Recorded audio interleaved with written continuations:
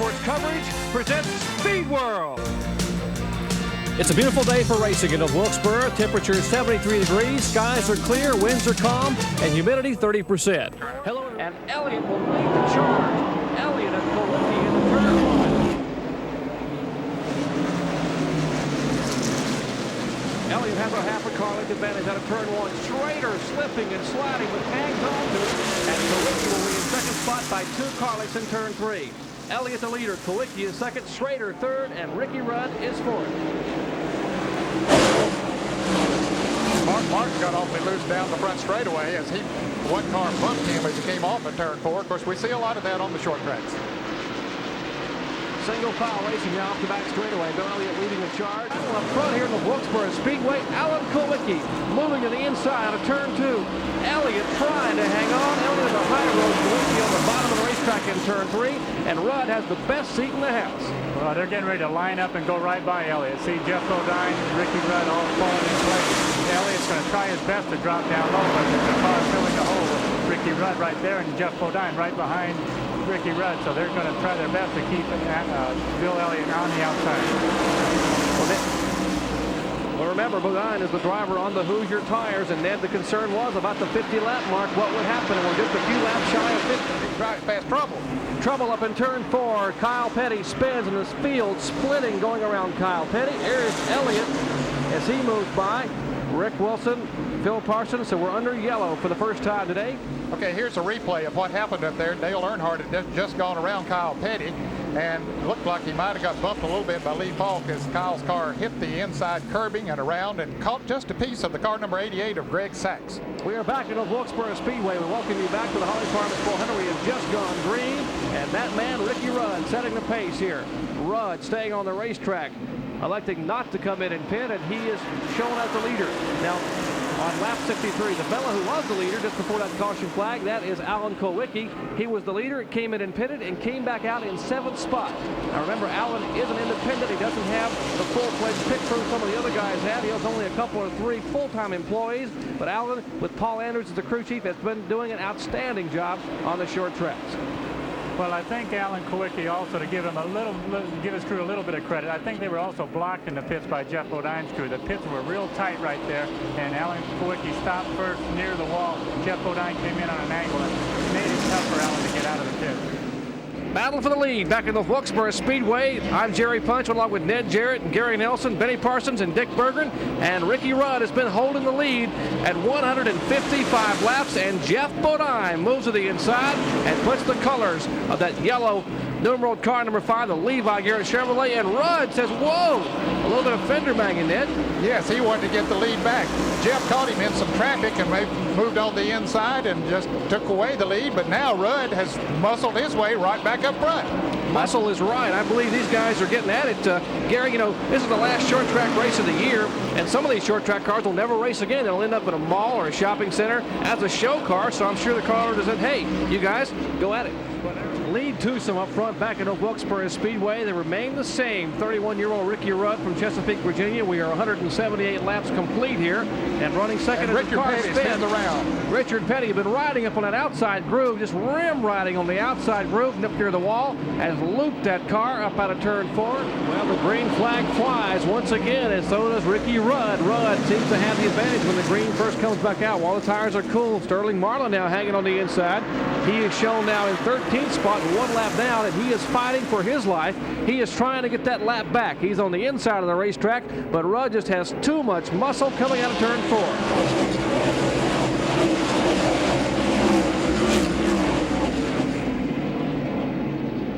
Out of turn 2, Sterling Marlin now hangs on the bottom groove, and Geoff Bodine content to sit back there in the car number 5. That is Bodine. He is sitting back there watching Marlin, and Marlin really gets a good bite out of turn 4 and pulls in front of Rudd. Now Sterling Marlin would like to see another yellow flag, a quick one, if he can try to hang on in front of Ricky Rudd. And look at the inside. Here is Mr. Bodine. Geoff Bodine, having never won on Wilkesboro Speedway, trying to get inside Ricky Rudd. And the man who's sitting back there, you can just see the top of his car. Now the whole car is Dale Earnhardt. Look at Ironhead, the nickname they call him, Dale Earnhardt, back in 3rd spot in the Goodrich Chevrolet. Well, you know, also coming into the picture there is Rusty Wallace. Everybody up there in front trying to get up, leading a few laps. Dale Earnhardt and Rusty Wallace are both very intent on getting to the lead. These two drivers battling back for third and fourth spot. Meanwhile, Rudd and Bodine have moved away considerably. I think Rusty feels that Earnhardt's holding him up a little bit right now. He said, if I can get around him, I can move away. Now he's going to try him on the inside, but that didn't work either. Well, you can imagine Dale Earnhardt said, okay, Rusty, you can pass me, but you're going to have to do it on the outside because I'm going to protect the inside. And Rusty Wallace saying, come on, give me a little bit of a break on the inside. I know I can get around you. He's certainly making him work for it, no question about that. And he also knows that when he's working for it out there that he's using his race car and his tires up. You can see Dale Earnhardt there in the 3 car, giving Rusty Wallace the 27 car the outside of the track. Saying, if you're going around me, you're going to have to do it on the outside. A spin right behind him. Trouble in turn 2. Harry Gannon loops it around and is on the bottom of the racetrack. Tough luck for Harry. We mentioned that car had been smoking early in the race and possibly some oil on the headers. As Gant's car slipping and sliding, he was trying to hang on to it. Couldn't quite keep it straight. The car spins. Back to green, and more importantly, Dale Earnhardt has now led a lap. So Earnhardt has picked up those 5 bonus points, and Rusty Wallace says, I need to lead one. Wallace comes like out of a chute, a rocket chute down the back straightaway, moves up on Earnhardt, and it's a half a car length out of turn 4.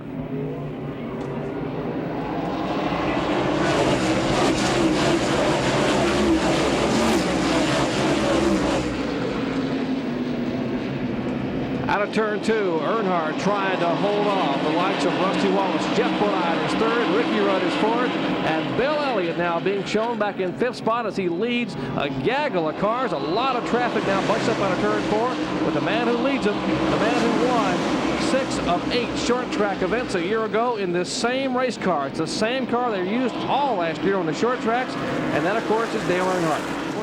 Rudd is in the 26, and of course Rusty Wallace in the car number 27. Wallace's car began to slip and slide a little bit, Dad. We saw him slipping and sliding in the corners, and now he slides up again and gives the opening for Ricky Rudd. Yeah, his car is moving up a little bit in the turn. That's all Ricky Rudd needed to move on the inside, as we see Geoff Bodine lap on the outside of Dale Jarrett. But here's that battle for second position. Ricky Rudd down on the inside. Can he get the traction off the turn to make the pass? Boy, it's so hard to figure this out. You know, the Goodyear tires on Ricky Rudd's car, we've seen them spurt off on the restarts and take off. Then it looked like the Hoosier tires would come back a little bit. But now as the race goes on and on a little longer in the long run, now it looks like the Goodyears come back. So maybe there's a window right in, you know, the 20 to 30 lap area where the Hoosiers seem to be a little stronger, but then the Goodyears seem to come right back. Boy, what an importance the pit crew plays at this racetrack. You know, Ricky Rudd was the leader during the last caution period, came into pits, and Dale Earnhardt and Rusty Wallace beat Ricky Rudd out of the pits, and it's been this long for Ricky Rudd to get back to the ground that he's lost just to get to Dale Earnhardt's back bumper. Now he has to pass him to regain just to get back where he was before the caution. And Dale Earnhardt knows that if you lead the most laps in a Winston Cup race, you get another 5-point bonus. So he'd like to stay out there as long as possible, but might not be possible too long, because here comes Ricky Rudd down on the inside as they go into turn 3. Can he do it, Jerry? Rudd's got the inside groove. There's a lot of lap traffic. Ricky will have to hurry if he's going to get by Earnhardt, because they're coming up on some traffic. Rudd's got him by a fender as they head for 1, but Earnhardt comes back strong on the outside, and they're in turn 1. Now, just in front of them will be the Kyle Petty car. Rudd knows Kyle is there. He jumps in the throttle and pulls Earnhardt by a car length, and Ricky Rudd, the new leader here in the Holly Farms 400. Boy, that car is getting a bite off the turns. He was down on the inside. When you can do that and pull up beside of somebody else and maintain traction, pull on around them, that means that the car is really working. And up front again, that black and silver numeral car number 3, the Goodrich Chevrolet, and green flag waves for Dale Earnhardt. He leads the charge then in turn 1. It's Earnhardt, Rusty Wallace, and then the crew chief you just heard from, Larry McReynolds' driver, that's Ricky Rudd. Rudd going around the outside of the car number 17. Remember, Waltrip is showing 1 lap down. Rudd is third, and then, of course, Bill Elliott showing in 4th spot.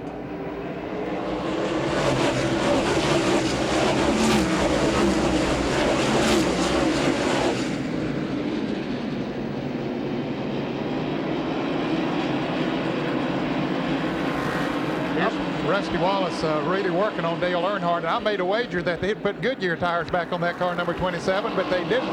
They still have Hoosier tires on it, so I was wrong. He apparently was happy with the Hoosier tires, and right now they're working good for him. And Rusty Wallace, remember, he needs to lead a lap. He has not led, and now is the best chance he'll have possibly today to lead a lap and to get around Earnhardt. So Wallace saving nothing for the end. He jumps back in that throttle out of turn 4, but has got a full view of the rear bumper of that Goodrich Chevrolet. Wallace now trying to get some room on the inside, but Earnhardt's car working so well on the bottom of the racetrack. The 7th and 8th position in the lead lap. Rusty Wallace trying to wedge his way beneath the Dale Earnhardt machine, and he's got it there. And Earnhardt is in the middle groove, and Rusty has the grass and part of the bottom groove out of turn 2. And Rusty will hang in there. Wallace now needs to lead a lap. His car's sideways, but he hangs on, and Rusty Wallace will get that lap as the fans are on their feet, waving and shouting, loving every lap of it here. These two guys respect each other, and Earnhardt says, hey, I'm back here. As you see pieces of that rear bumper in the Kodiak Pontiac come separated there in turn 2. They're trying to pick that high groove. Whoa, trouble out of turn 2. The leader has gotten involved with Jimmy Means, and Rusty Wallace was trying to get around Jimmy Means, and Means moved high, Wallace moved high, and Means moved to the inside, and the cars came together. Back at North Wilkesboro Speedway, and you see the critical development here on pit road. Rusty Wallace is back in the pits, and the crew there checking the toe in on the car. Less than 60 laps remain here at North Wilkesboro Speedway in the Holly Farms 400. 341 laps that time by 59 to go, and the man they're chasing, of course, car number 3, the Goodrich Chevrolet for Dale Earnhardt. And Rudd really strong out of turn 3. And Rusty Wallace doing everything he can to pull on the inside of Elliott. That's a battle back for 6th position. Just in front of them, Phil Parsons had just gone by Bill Elliott to take 5th spot. And now Rusty Wallace moves to the inside of Elliott up in turn 4. And it looked like he's going to be able to make that pass. Wallace gets loose, though. He breaks the back end of the car loose. He got on the gas a little bit too soon, but he's going to drive her hard back down into turn 1, staying down on the inside. Let's see if he can get traction this time as he heads off in turn 2. At least he's going to go down the backstretch, or up the backstretch, I should say, side by side with Bill Elliott. Gary, both these drivers are just battling bucking Broncos out there, ill-handling race cars. It looks like that the Elliott car is extremely loose, and Rusty's car, he just can't get a bite off the corner. They're both back and forth, sawing that steering wheel. Well, you know, with Rusty's car, the toe out or in the front, the wheels probably aren't agreeing. The front wheels aren't agreeing on where they want to go right now. The toe in, the alignment is off, so that means there's some drag on the front wheels. And when he hits the gas, like right there, the rear wheels are trying to pass the front ones because the rear wheels are still running pretty free, but the front wheels are almost like having front brakes on. Back up front, and the battle heats up a little bit up front as Earnhardt now trying to hold off, and he gets a little bit of a tap from Ricky Rudd. Earnhardt's still out of shape, and Rudd will have the inside move. Let's see if Earnhardt can get back at him, but no, Rudd pushes the pedal and goes by. They head for turn 1, and Earnhardt says, okay, it's my turn. Up turn 1, and here he goes. Rudd goes around. Earnhardt is on the brakes, Bodine's on the brakes, and Rudd is spun, and yellow flag. Well, that's interesting, Ned. Yep. It's tap 1, tap 2. Watch and see what NASCAR does here. We understand they are planning possibly to put him back on the tail end of the lead lap. Well, we'll wait and see what happens. I don't think that's happening, Jerry, because Earnhardt now is going back up to the head of the pack. He's leading the race, and they did not motion him to go to the back, at least not at this point. Oh, there they go. Now he's slowing up, and Bodine goes around him. So we are showing now less than 40 laps to go here at North Wilkesboro Speedway. And the leader showing is Geoff Bodine now. They're on their feet for the final few laps. We're winding down.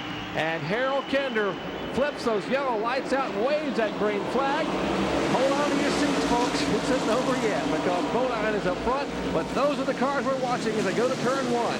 Rudd on the outside of Darrell Waltrip. A little bit of slipping and sliding by Kenny Schrader. And Schrader now the lap car on the inside gives way. And Bodine and Terry Labonte, the man who has won the last 2 events here at Wilkesboro Speedway. We haven't talked much about Labonte, but he certainly is a sleeper and in a strong car late in the race.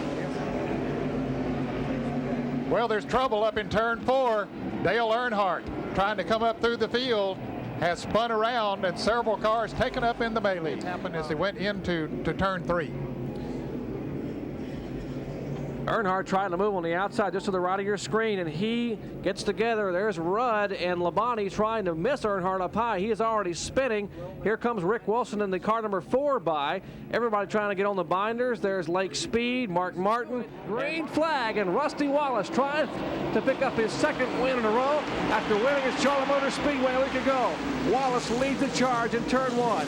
Wallace the leader by 2 car lengths over Geoff Bodine. Bodine is 2nd. 3rd place, a strong effort by Phil Parsons. And here comes Bill Elliott in 4th. Elliott, the right of your screen in the car number 9. And Terry Labonte with fresh tires on right behind Bill Elliott. He's just looking for a place to go because those fresher tires is better for him, but he didn't have any running room. Geoff Bodine right on the bumper of Rusty Wallace. You know, Jeff's got to be upset with himself for not racing Rusty to the line, because Geoff really was the leader when the caution came out. White flag this time by. Final lap. Can Geoff Bodine catch Rusty Wallace? And he nudges him in turn 22. Wallace a little bit out of shape. Bodine back on the inside. They are door to door. Down for the white flag. Final time. Here's Wallace back on the inside. And he nudges Geoff Bodine in turn 3 and 4. The crowd on their feet. It will be sideways. Rusty Wallace will win it here at North Wilkesboro Speedway. I mean, they are on their feet, ladies and gentlemen, for an outstanding finish. What a finish. Rusty Wallace and Geoff Bodine. Oh, Geoff Bodine passes Rusty Wallace, and Rusty passes it back using the same tactics. Tight last lap, there's no doubt about that. You know, Geoff ran a super race, and so did Darrell Waltrip and Geoff Bodine, and I tell you, Ricky Rudd really had a good car, but we brought the Kodiak Pontiac home number 1. You know, that's what it's all about in this Winston Cup chase, and that's a close race, and a little closer than I like, but you know, you got to get the job done. Coming into the first corner on the last lap, he got a little wiggly, tried to really hold it down tight, wiggled a little bit, and I bumped him. Of course, that made him wiggle a little bit more, and I slid underneath him. Going in the 3rd corner, I thought I had it made. Just 1 corner to go. Just get through 3 and 4 and get to the finish line, and you got it. And next thing I knew, I was sideways. And I was low on the racetrack. I don't believe he got underneath me, but I just ended up sideways and broad slid through the whole corner. I guess I'm lucky I didn't spin out and cause a wreck.